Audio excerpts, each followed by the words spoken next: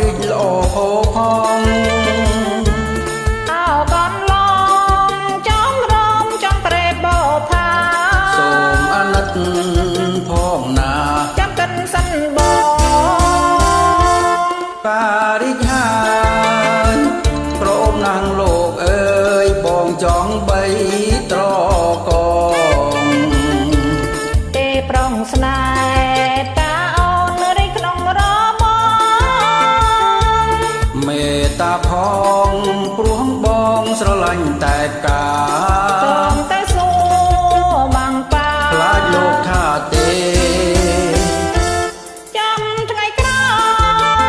យចាំសិនទៅប្រអើយអូនសូមជ្រាបមកពេលល្អដូចកាកូឡាបៃលិតម្លែងទេអោប្រស្នេហ៍អូនបងផាបានដំបងសូមអាណិតបងផងយើងសូមជាពូ